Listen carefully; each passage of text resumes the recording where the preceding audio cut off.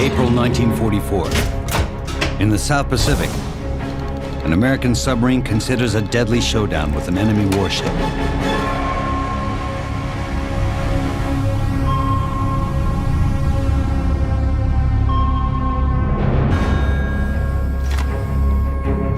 A Japanese destroyer closes in on USS Harder. Skipper Sam Dealey must choose to dive or fight.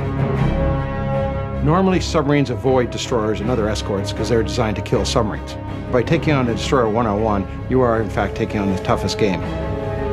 With the Japanese still occupying great swaths of the Pacific, the Allies use submarines to subvert their control. Dealey proves relentless in bold attacks during daring patrols, leading USS Harder and its crew into glory and peril. In World War II, subsea weapon allows warriors to fight from beneath the waves. With cunning, force, and tenacity, their enemies strike back. Revolutionary, but still sometimes primitive, it's a desperate bid to change the course of war. Their stories are legend.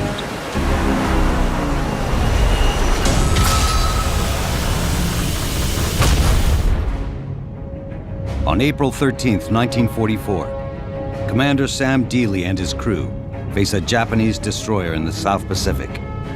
In 3 war patrols, they have already sunk 10 Japanese merchant ships, but they have never beaten a destroyer, a type of warship that carries depth charges. Depth charges are cylindrical canisters about 2.5 feet. They're triggered by an orifice that allows seawater to come in, so that when a certain amount of seawater actually gets in, it triggers the depth charge to explode. Packed with up to 325 pounds of explosives, they're rigged to sink submarines. Just before 7 p.m., Dealey decides to attack instead of evade the destroyer. Ready, tube 2. 2 ready. Fire tube. 2 on the way. At some point, he realized that when he was being pursued by destroyers, instead of waiting for them to depth charge him, he could shoot back. Stand by 3. Fire 3. 3 on the way. A bubble trail from Dealey's steam-powered torpedoes will give away Harder's location. Fire 4. If the offensive 4 on fails, the way. the destroyer will know exactly where to find them.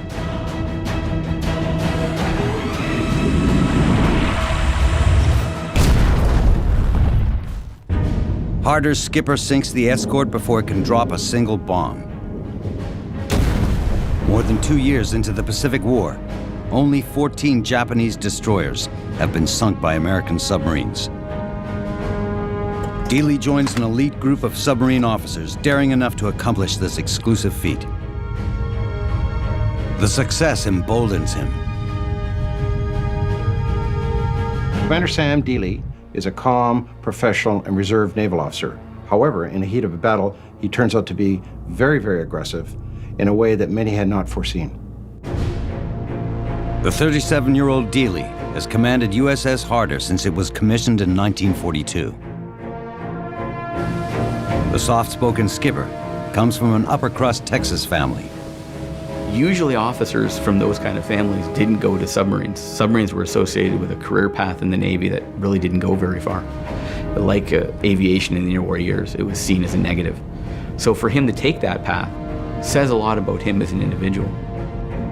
You have to understand, there were people that you would meet that would seem to be the quietest, cautious types. Then you find out they were completely crazy, and they would do things that would be absolutely terrifying. For Dealey, the easy solution isn't necessarily the best solution. Could he back out of an attack? Yes. However, it would also go against his nature.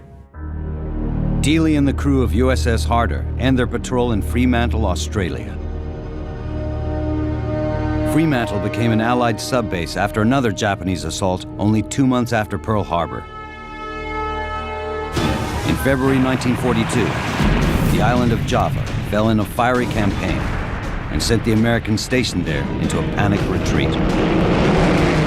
They scuttled military assets like the warship USS Stewart dry docked for repairs when the Japanese struck.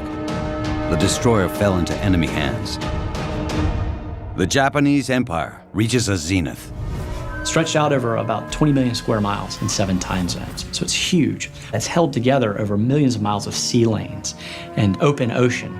They were an island nation who depended on this maritime highway to move all their goods around. They had to import almost everything they needed, including rice. And that was especially acute when it came down to war materials, particularly oil, which is the precious fuel source for battleships, bombers, fighters, everything. The massive but far-flung empire is also a weakness. In early 1944, American submarines in Australia are commanded by Rear Admiral Ralph Waldo Christie. Christie's silent hunters target Japanese ships hauling goods to sustain the Pacific War. Allied operatives planted throughout the Japanese Empire spy on shipping and collect intelligence that helps Christie assign his submarines. The advantages of having agents ashore were enormous. The Australians had coast watchers. The Japanese would steam down the coast and they would report it. By May 1944, one of these operations takes an alarming turn. Australian commandos spying in occupied Borneo are betrayed to Japan's infamous military police, the Kempe Tai. 3 have already been captured. 6 more hide in the northern jungles, hunted by hundreds of troops. Australian Special Forces request assistance to recover the commandos, now running low on supplies. The plan requires a submarine to sneak into enemy waters and rescue the operatives before the Japanese find them.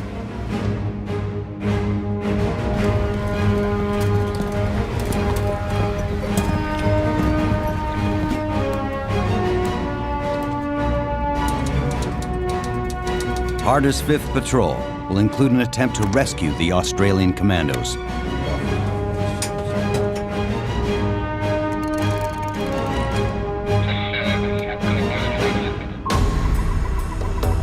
The jungles of Borneo lie thousands of miles north of Fremantle. Harder's Gato Class build is engineered to make the long-distance run. It's got the ability to go huge distances, be on patrol for a couple months, and then come back. It could carry a fairly hefty load of torpedoes and also the food and logistics that you need to keep a crew going for that length of time. Before Harder leaves Fremantle, Dealey welcomes a special passenger. Australian operative, Major Bill Jenkins. Already an escaped prisoner of war, he's committed to defeating the Japanese. His first step is to coordinate the rescue of his besieged comrades. The assignment will not be Jenkins' first mission aboard a submarine. It takes a little bit of a different type to go into the submarine service. You know, it's a very austere environment. You're living on top of men in bunks. You can go weeks, even months without seeing daylight. A submarine can be extremely bizarre for most people, creepy for others.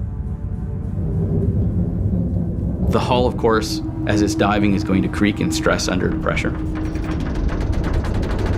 But you also have the sound of water rushing into the ballast tanks on both sides, air rushing out. You have the bow going down and the stern going up. It's a bizarre feeling. With the confined space and eeriness of the submerged environment, Jenkins signs on for all of the risks of a submarine on active patrol. In addition to the rescue attempt, the sub will continue with its regular operations. 22% of America's silent service are killed at sea, the highest casualty rate of any arm of the U.S. military.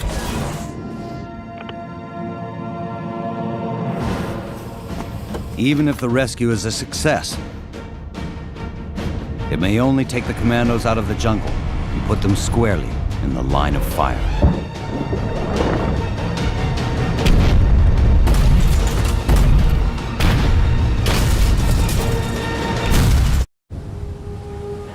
On May 26, 1944, USS Harder leaves Fremantle, Australia. Among the personnel now aboard is Australian operative Bill Jenkins. He quickly volunteers to stand watch on the deck and becomes an accepted member of the crew.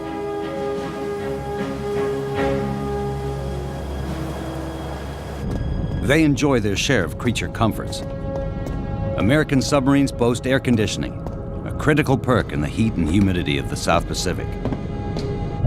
You're in a submarine, and you're there for 75 days. How well you feel determines how well you'll fight. A lot of things that feel like luxuries really are things that make it better for you to fight in the end.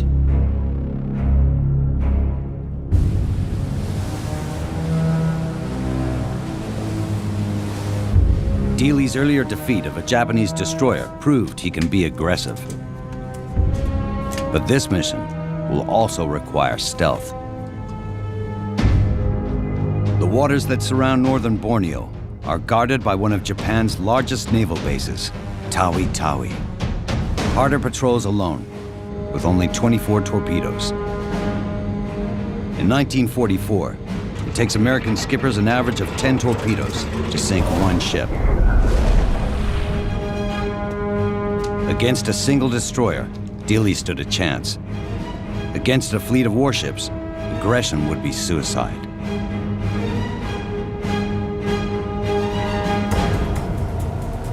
Just after 6:30 p.m., the crew spots the first threat to their mission.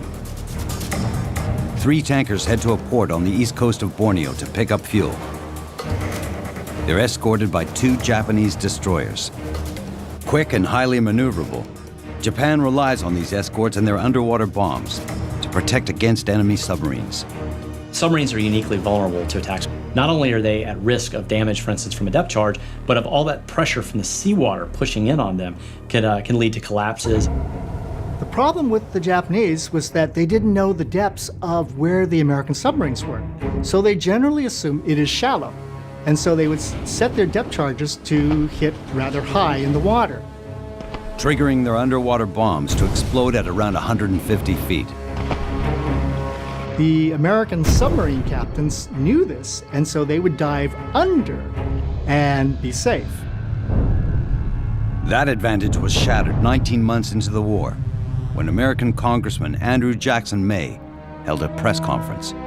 Unfortunately, a U.S. politician who came back from the Far East boasted that our submarines were safe because the Japanese depth charges were set too shallow. This was not really helpful, and the Navy was furious. The Japanese picked this information up and quickly retooled their depth charges so that it would go down farther, and as a result, a number of American submarines were sunk. So by June of 1944, Dealey risks deep-set depth charges every time he evades his Gato Class submarine. The Gato Class by 1944 isn't obsolete. However, it is not as up-to-date as the Balao Class.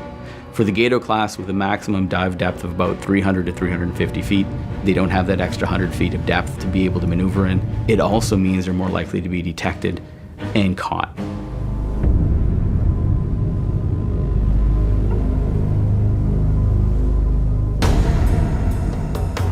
At 9:25 p.m., one of 2 destroyers escorting the 3-tanker convoy spots USS Harder on the surface. The warship is the Minetsuki, a Mitsuki-class destroyer. Designed to travel at up to 37 knots, the escort can speed nearly twice as fast as Dealey's submarine, even on the surface. Dealey tries outrunning it, but Harder's phosphorescent wake illuminates a path to their position.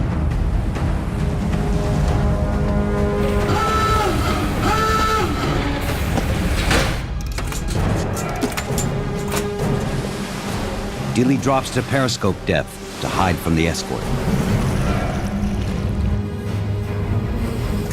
But sharp-eyed lookouts track the periscope's wake. The destroyer turns to intercept USS Harder. It's 1,100 yards away and closing. With a submarine, your only protection is your invisibility. The cloak of invisibility, if you like. As long as that works, you're okay. If they can see you, you're dead. Dealey's only chance to thwart the escort's depth charges is to attack first, Speed, 34 knots. Speed, 34 knots. Driven by his earlier success, he prepares to attack an enemy destroyer again. Dealey orders full rudder port, or left, towards the destroyer's profile.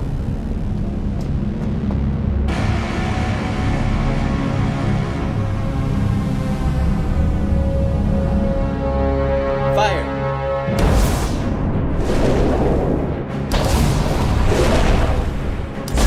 Fires 3 torpedoes to target the widest area of the ship possible. If they miss, Dealey will have to dive to avoid the rain of depth charges. Dealey's torpedoes close in.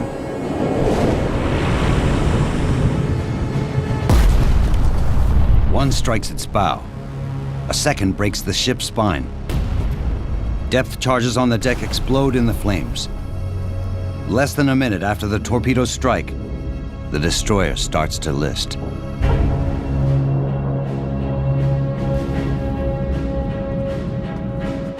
Dealey brings the sub to the surface, about 1,000 yards away to confirm the kill.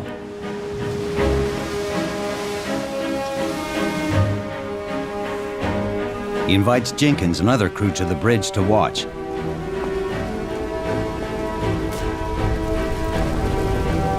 The Minitsuki and its depth charges slip beneath the waves. Dealey has sunk the second destroyer of his career.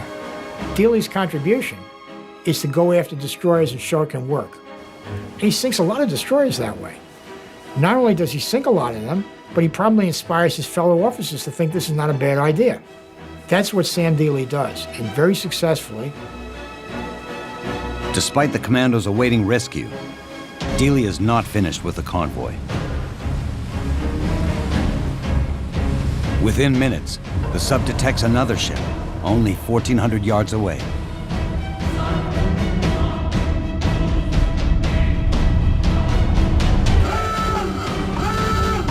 USS Harder is forced to dive again.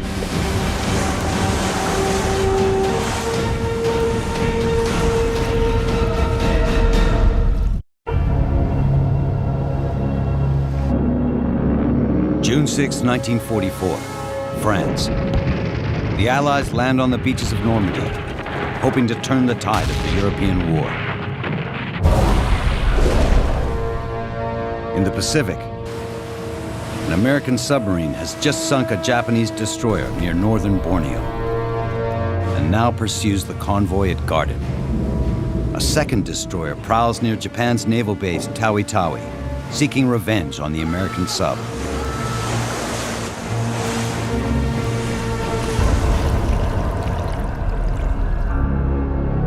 Using active sonar, the destroyer sends pings of high-frequency sound into the ocean. If the Japanese crew hear the echo bounce off the submarine, they can estimate its location and relative distance. When the enemy ship is close enough, the sound even penetrates the hull of the sub. USS Harder's Hunter is almost certainly an Akazuki class destroyer, the apex of Japan's World War II escort design. The Akazukis carry up to 72 depth charges to kill submarines. Dealey works the attack periscope in a bid to take the offensive. But intermittent clouds block the moonlight and help cloak his target. As the destroyer approaches head-on, Harder does not have the advantage of attacking the broadside. Dealey must target the bow, which is only 1/10 as wide. It's a down-the-throat shot. He's heading right for a scope.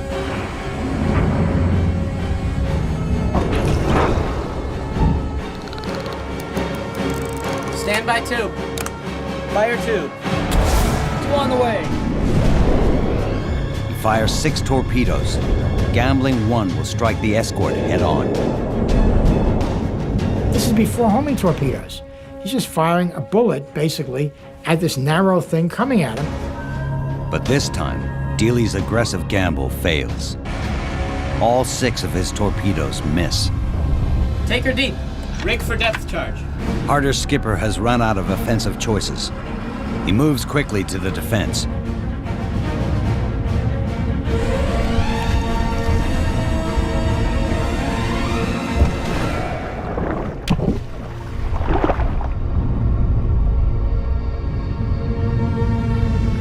submarine plunges, the crew can only wait for the enemy's depth charges to begin detonating.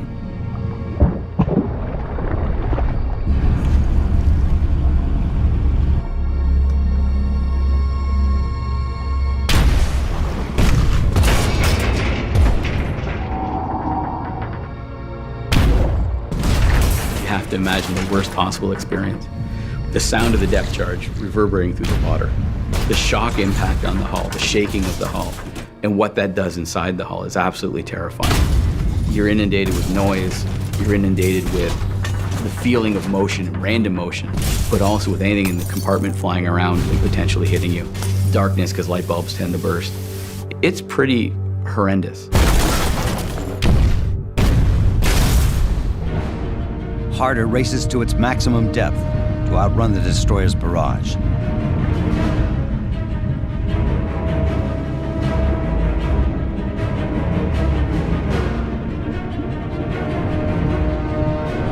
As the dive nears 300 feet, the crew expects the submarine to level off. The goal is to equalize Harder's buoyancy with water, then level it with its stern planes, a pair of rudders that control the angle of the submarine.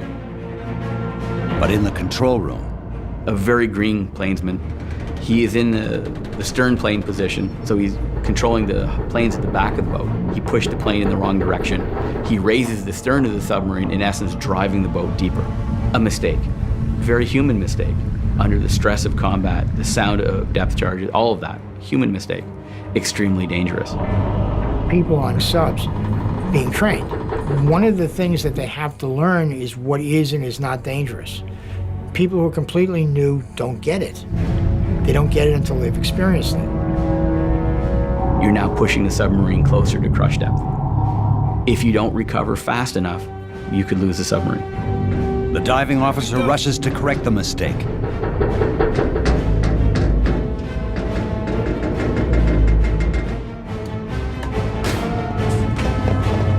Non-essential crew charge to the rear of the submarine to manually redistribute the weight in a desperate bid to bring the bow out of its dive.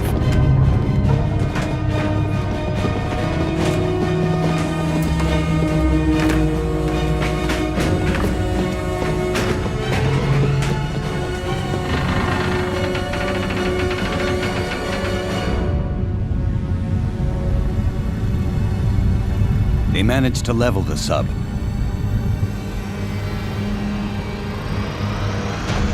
But the uncontrolled descent has caused another problem. One of the torpedoes in the tubes has started a hot run. Its propeller spins as if it's been launched. You have a torpedo sitting in the tube. The torpedo gets shaken enough that it starts up. That's very dangerous. If it keeps spinning, Dealey's submarine could be sunk by its own warhead. In the South Pacific, World War II submarine is under siege. A Japanese destroyer launches underwater bombs at USS Harder. A hot-run torpedo complicates the crew's plight. A torpedo hot run is when a torpedo shifts in the tube and causes the propulsion sequence to start, whereby the engine of the torpedo is actually run up and the propellers are actually turning in the tube. The sound makes it even more unnerving.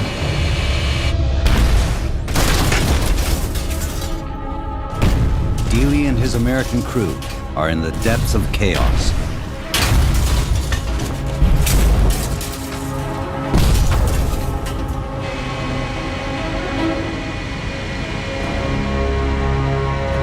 They're lucky this time. The rogue torpedo winds down before the warhead overheats or explodes. At that depth, everyone would have perished, and their fates remain an unsolved mystery. About an hour into the onslaught, the ocean finally falls silent. Harder has endured a depth charge attack by Japan's greatest destroyer class.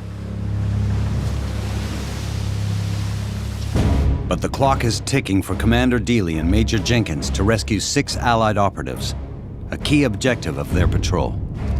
The commandos in Borneo in 1944, running low on food and supplies, they're being hunted by the Japanese in extremely harsh conditions. They really need to be pulled out, and every attempt at that point had failed. So for the Harder to go in for them, it was extremely important. Those guys needed help. Dealey and the crew set course for Borneo and finalized plans for the rescue. In the case of Dealey, he's taking a submarine right up to the shoreline, so he's making himself very vulnerable from shore fire. But he's also putting himself in a position, if a destroyer comes along or another craft can identify him, of not being able to escape because there's no water under the keel to dive, no ability to maneuver. After dark on June 8, 1944, Harder surfaces and heads towards shore. Some 6,000 yards out, they scrape bottom. It's as close as they can get to the rendezvous point on the north coast.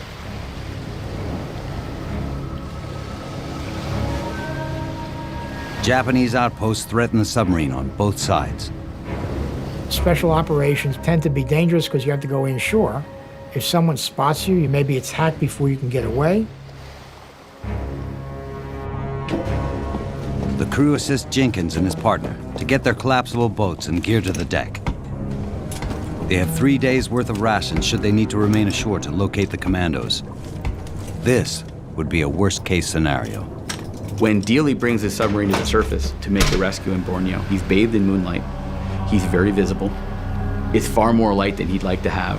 And he's very close to the shoreline to do the rescue. So he's also now open to anybody on shore who's got small arms and munitions. So he could be shot at by artillery, machine guns, even rifles. Not a good position to be in.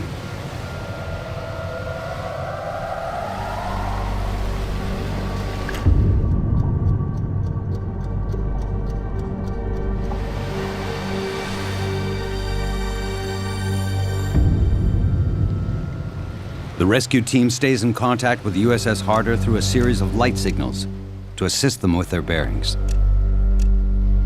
As they near shore, they use another light flash to alert the commandos. Communication with those people to be rescued is essential, and the only way to do that is going to be blinker light. However, anyone on shore can see it, and the blinker light in return from shore is just as visible. So anybody behind the submarine could potentially see that too. They can only hope no one else is watching.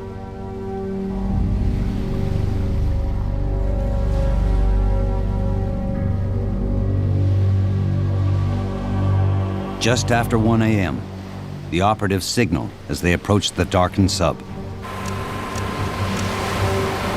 right, I see him. Let's get him to the sub. They pull alongside USS Harder. The commandos and their rescuers are hauled aboard, mentally and physically exhausted.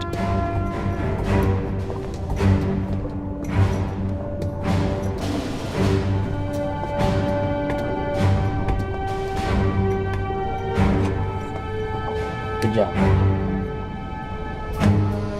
Dealey's crew springs to action.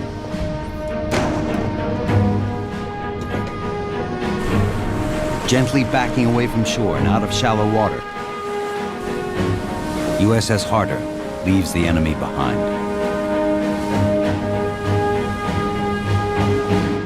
Below deck, the rescued operatives receive clean clothes and their first real food in months. The cook whips up a celebratory meal of steak and eggs. For those living on short rations, steak and eggs for breakfast is a massive morale boost. They've been under stress and strain for so long, and then they're greeted with really a hearty breakfast, the first real good food they've had in a long time. You can imagine the feeling in that crew as they were being rescued. Food on the U.S. boats was considered among the best. And other navies would sometimes say things like, well, the Americans are just soft. Well, no, we did very well. Quality of life is what it's called now. We understood that before World War II. As the commandos turn in, Commander Dealey must turn his attention to a new directive.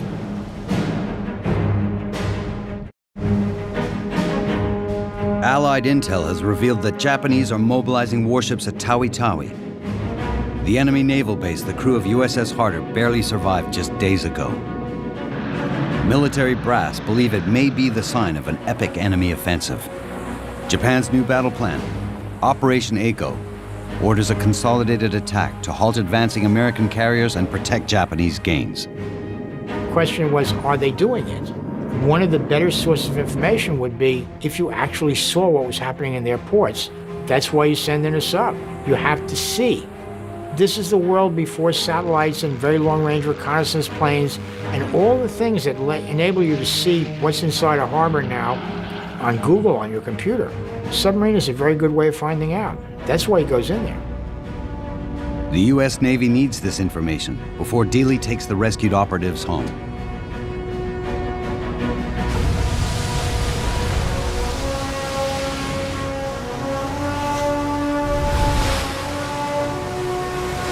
Just 4 hours from the shores of Borneo, Dealey and his crew spot evidence of the military buildup.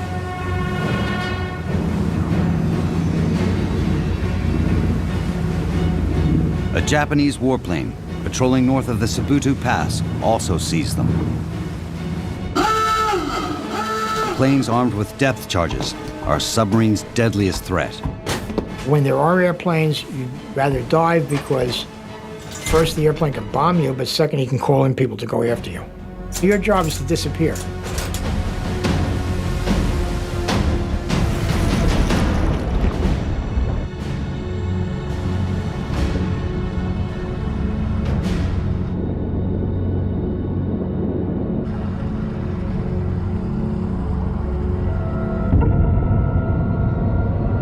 As Harder reaches 75 feet, an aerial depth charge detonates off the port side.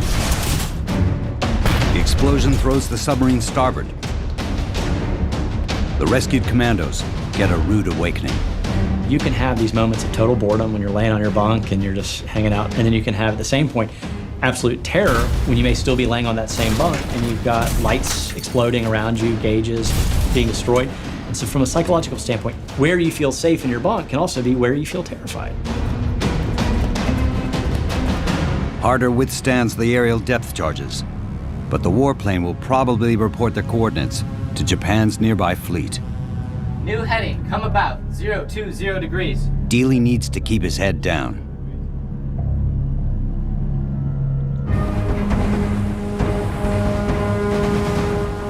On June 10th, Harder nears the base at Tawi Tawi.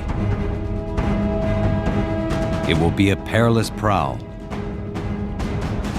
He must remain submerged to conceal his presence, but shallow enough to use his periscope, only about 55 feet below the surface.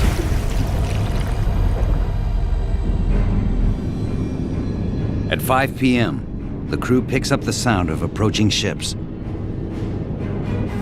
Dealey raises the periscope for visual corroboration.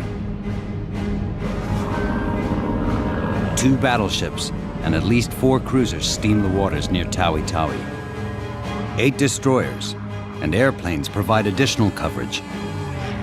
The fleet of warships confirms that Japan's Navy is mobilizing.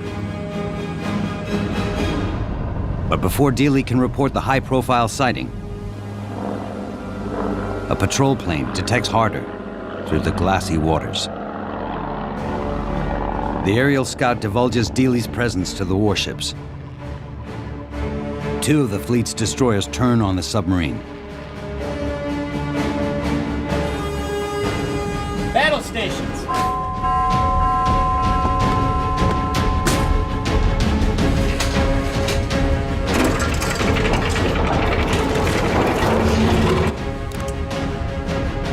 Dealey targets the first escort, 1,500 yards from Harder's bow. Fire tube 2. He fires a spread of 3 torpedoes.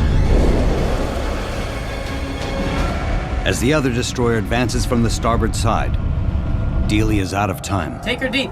Rig for depth charge.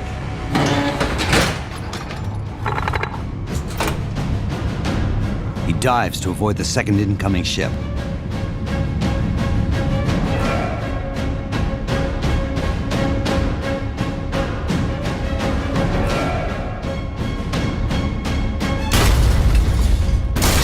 The sub is rocked as explosions detonate. The impact tosses the crew and breaks water lines.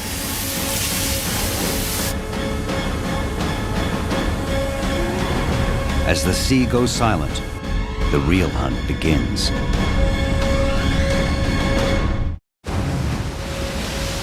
June 1944. An American submarine attempted to perform reconnaissance of a Japanese naval base in the southern Philippines. Now 2 destroyers stalk USS Harder. The Japanese crews used 2 types of sonar. The passive sonar team listens for any man-made sound beneath the waves. One way to detect a sub is to listen for it. If you believe that they're chasing you, you'll try to cut off every bit of sound you can so that they won't notice you.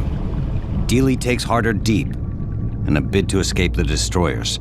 He might also rig for silent running. Silent running is the procedure whereby you reduce all noise in the submarine by switching off anything that makes a noise unless it's essential for the operation of the submarine. But no matter how quiet they are, USS Harder remains vulnerable to the destroyer's active sonar pings.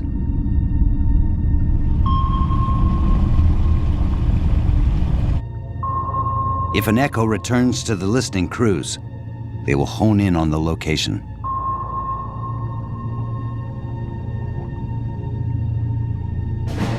Rigged to roll depth charges off the stern and launch them from the sides, the 2 destroyers strategize where Harder may be and lay down a carpet of underwater bombs. To make depth charging work, you have to visualize how to maneuver the stern of your ship over where you think the submarine will be. You can watch him on your sonar while you con someone else to drop depth charges over him. That's called a creeping attack. A strike within 50 feet could breach the hull. So the idea is that you create a barrage of these things. If you do a maneuver just right, you may be able to launch enough depth charges to make a pattern that will enclose the sub. If it's exploded a certain distance from your sub, it'll open it up and that's it. Dealey's submarine is trapped in the heart of enemy waters. Submerged and relying on batteries, Harder lacks the power to run away.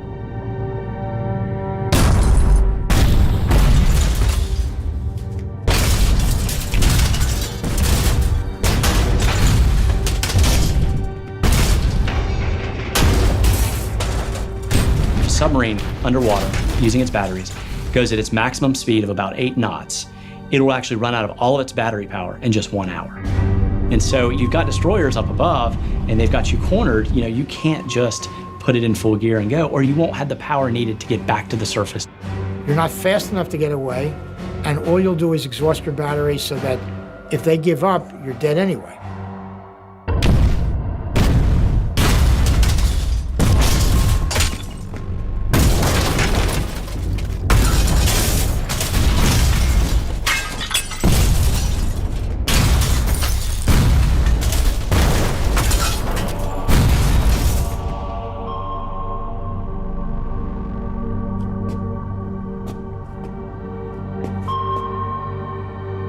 'Come about new heading of 020.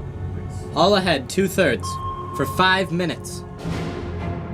Dealey has a plan the Japanese probably haven't considered. Using a device called a bathythermograph, he searches for a location where water temperature changes, called a thermocline. The difference in density between warm and cold layers distorts sound waves enough to deflect active sonar.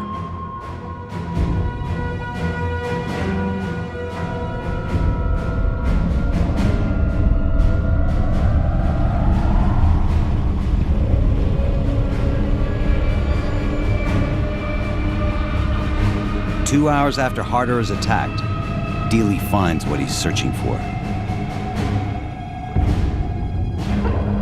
Rising gradually from the depths, he locates warm currents about 200 feet below the surface. It acts as a barrier to sound waves. So the sonar bounces off of the thermocline, not the submarine, and it looks like the submarine vanishes. Now invisible to sonar, USS Harder escapes the waters of Tawi-Tawi.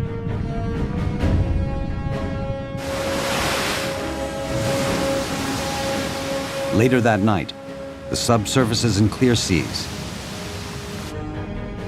to transmit details about the warships they sighted. Intelligence gathered by submarines helps the Allies to track Japanese troop movements. and thwarts Japan's objective to reinforce a key island in the fight for New Guinea. It also helps to tip the balance in favor of the U.S. Navy in the battle for the Philippine Sea.